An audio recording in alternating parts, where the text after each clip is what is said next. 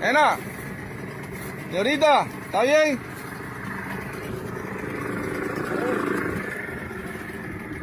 Hola. Hey humans, it's Hannah. Welcome back to my channel, or if you're new here, I do videos on creepy and disturbing things. And today we are talking about a woman who went missing for 2 years and then was found lost at sea. Seriously. This video is our October 2021 Patreon poll pick video. If you're interested on helping pick these topics and lots of other perks that I offer in the different tiers of my Patreon, please see the link down below and check it out. Second, really quick disclaimer, this happened in Colombia and I do not speak Spanish. So please, please, please forgive my pronunciation. I will do my best, but I'm really sorry if I pronounced any names or cities or anything like that incorrectly.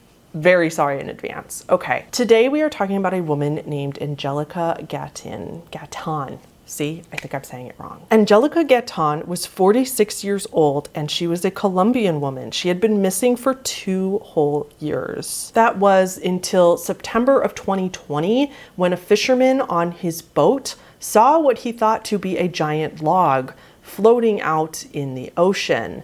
But once the log raised its hand to show that it needed help, he realized, of course, it was not a piece of wood, but a person. This happened on the northern coast of Colombia. So realizing it was actually a person, the fisherman named Rolando Visbal started filming what happened next, and he got on film his rescue of this woman. He tries to call out to her in both English and Spanish, not knowing which one she speaks, to see if he can get any sort of response, but she does not respond. The woman was still alive, of course, but she could not speak just due to pure over-exhaustion, and she was starting to go into hypothermia. Ronaldo thankfully had a friend on his boat named Gustav. They threw a life preserver out to her that was attached to a rope, and they were able to reel Angelica to their boat. They bring her onto the boat, they hoist her up and get her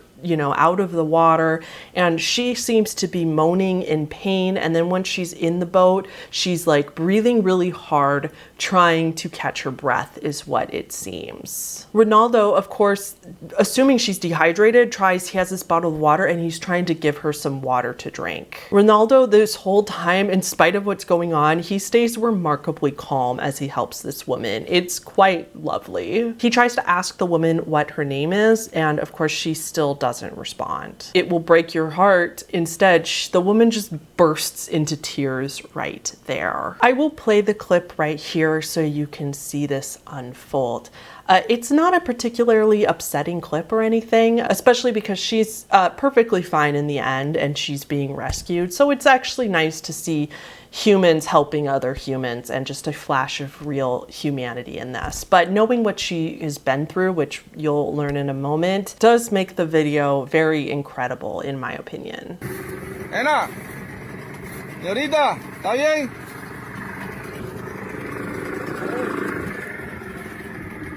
Hola.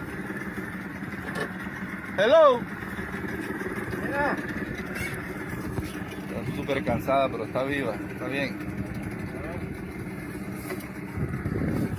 Ya te vamos a sacar. Tranquila. ¿Dónde está, güey?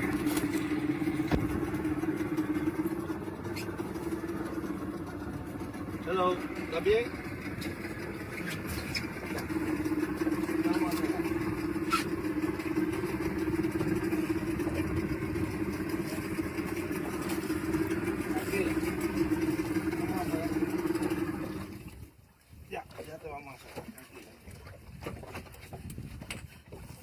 Tranquila, no te preocupes.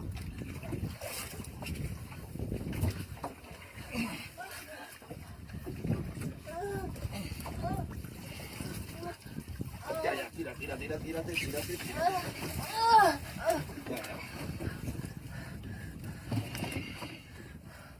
Tranquilo.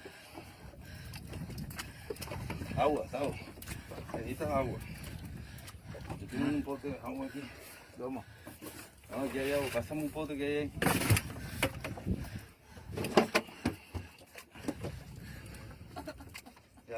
tranquilo. ¿Quieres agüita? Bueno, agüita. Un poquito. ¿Cómo te llamas? Ya. Ya. Ya,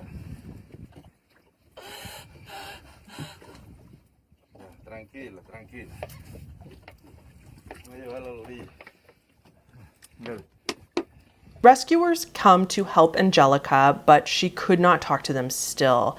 She was practically unconscious at this point from what she had been through.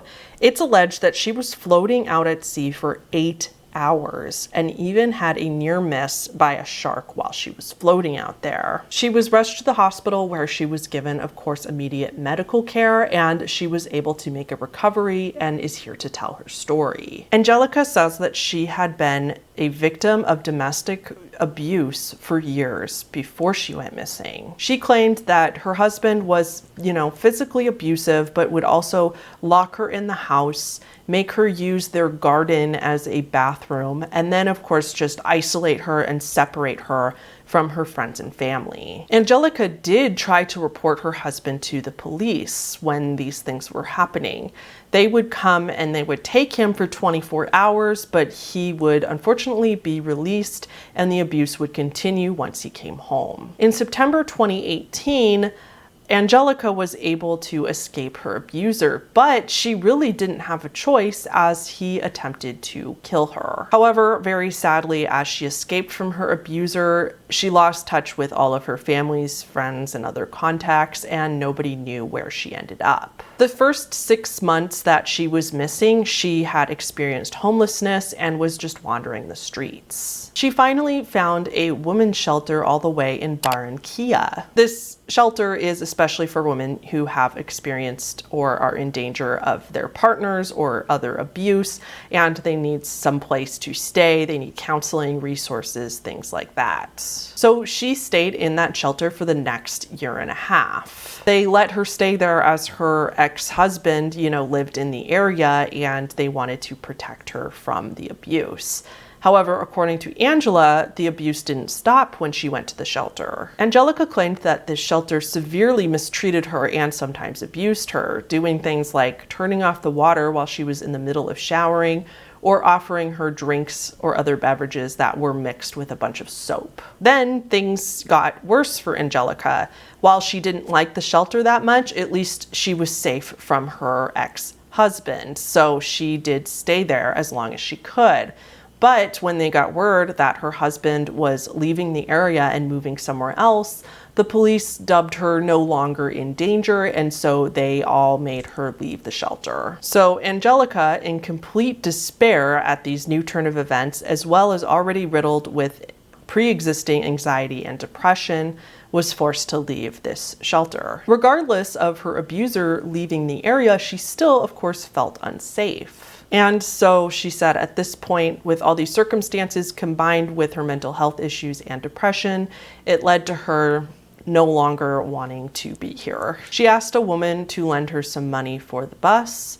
The woman obliged, and she took the bus to the beach. Angelica found the sea very calming and hoped that if she just jumped in, she would experience a peaceful death and her, quote, nightmare would soon be over. But Angelica, of course, ended up not drowning, thankfully, in the water, but she was floating out at sea for 8 to 10 hours, whatever it was. She says that she has no or very little recollection of floating in the water. But once she was rescued, she was actually very glad that she survived. She said the experience felt more like a rebirth to her rather than just a continuation of her unfortunate events. It felt like a second chance, and according to her, felt as if God had given her an opportunity to keep moving forward. However, there's a whole other piece to this story that is a little more mysterious and, I'll admit, kind of fascinating.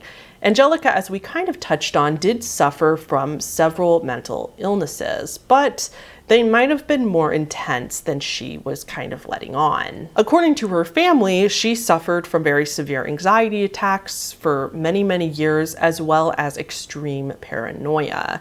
One of her family members said that this would be triggered when she would see nice or luxury cars. When she saw one of these cars driving by, she would allegedly scream and say that a man was coming for her, covering her head to hide her face and telling whoever she was with to never let her get in the car in one of those type of cars. So because of all these things, the family, according to them, actually disputes that Angelica was in an abusive relationship at all. They said that it was all her mental health issues that caused this entire ordeal and is what caused her to flee, go missing, etc. I mean, I'm always going to believe victim stories unless there's some very clear evidence that they're not telling the truth. I always believe victims, so I wholeheartedly believe that Angelica went through some kind of abuse and trauma that led to all this. I'm sure she had mental health issues as well. I doubt that's a lie, and it probably just made everything much worse, but I personally think that her abuse claims are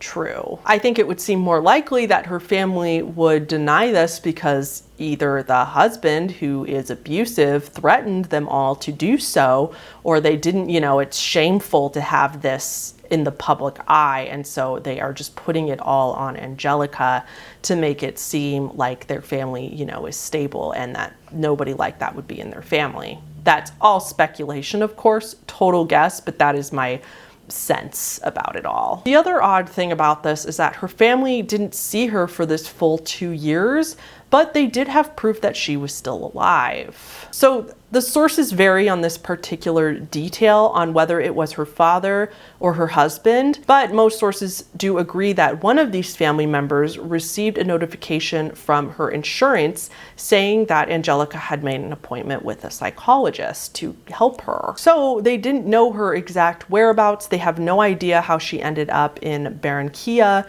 but they do know that she was probably okay.